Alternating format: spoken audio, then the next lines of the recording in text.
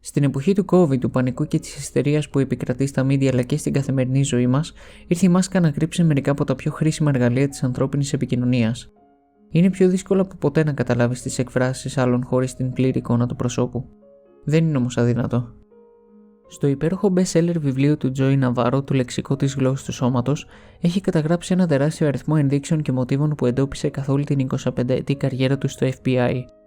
Πάμε να δούμε λοιπόν 10 χρήσιμες ενδείξεις που μπορείς και εσύ να εντοπίσεις στους ανθρώπους γύρω σου επί κορονοϊό.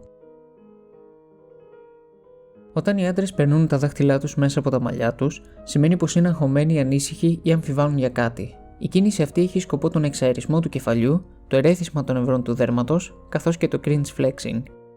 Από την άλλη, για τις γυναίκες λειτουργεί διαφορετικά. Ο εξαερισμός των μαλλιών συνήθως γίνεται με το να τα σηκώνουν γρήγορα πίσω από το λαιμό τους όταν είναι ανήσυχες, αναστατωμένες ή αγχωμένες. Φυσικά υπάρχει και ο παράγοντας της υπερθέρμανσης λόγω φυσικής δραστηριότητας ή θερμοκρασίας περιβάλλοντος. Οι δυσκολίες της ζωής κάποιων ανθρώπων είναι χαραγμένες στο μέτωπό τους, ακόμα και σε νεαρή ηλικία με γραμμές, ζάρες και άλλες εσοχές. Το μέτωπο μπορεί να αντικατοπτρίζει τη δύσκολη ή αγχώδη ζωή που μπορεί να ζει κάποιος ή το πόσο χρόνο περνάει κάτω από τον ήλιο. Κάποιοι άλλοι βέβαια είναι απλά άτυχοι. Κάνουμε μασάζ στο μέτωπό μας όταν έχουμε πονοκέφαλο, όταν επεξεργαζόμαστε πληροφορίες, όταν έχουμε ανησυχίες, αμφιβολίες ή άγχος. Φυσικά αυτό τον καιρό δεν προτείνονται τα χέρια στο μέτωπο. Όταν κάποιος χαίρεται που σε βλέπει ή αναγνωρίζει κάτι ευχάριστο, τείνει να σηκώνει ελάχιστα τα φρύδια σχηματίζοντας μια ψίδα. Ακόμα και η διάθεση των βρεφών φτιάχνει όταν βλέπουν τα φρύδια της μητέρας τους να κάνουν αψίδα. Οπότε χαμογελάστε με τα φρύδια σας.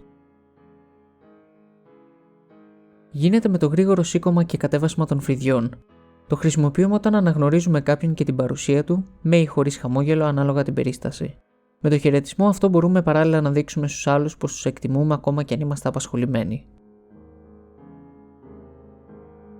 Το λοξό βλέμμα χρησιμοποιείται συνήθως όταν κάποιος νιώθει αμφιβολία, καχυποψία, αμέλεια, ακόμα και απέχθεια.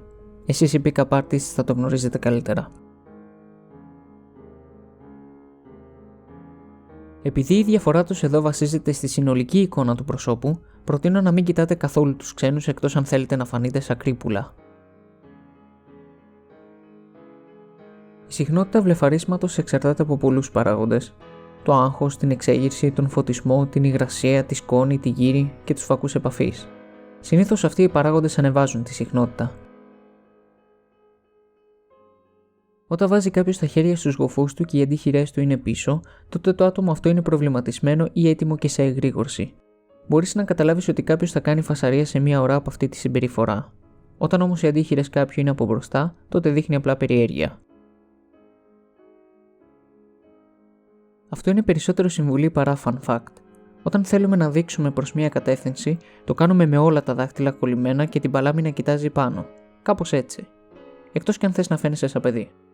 Φυσικά υπάρχουν εκατοντάδες άλλες ενδείξεις και μοτίβα συμπεριφορών που αφορούν και άλλα μέσα επικοινωνίας, όπως είναι τα αυτιά, η μύτη, το στόμα, η φωνή, η γοφή, τα πόδια και πολλά άλλα. Ελπίζω να σας άρεσε το βίντεο και οι μελλοντικές κοινωνικές συναναστροφές σας να έχουν λιγότερες παρεξηγήσεις.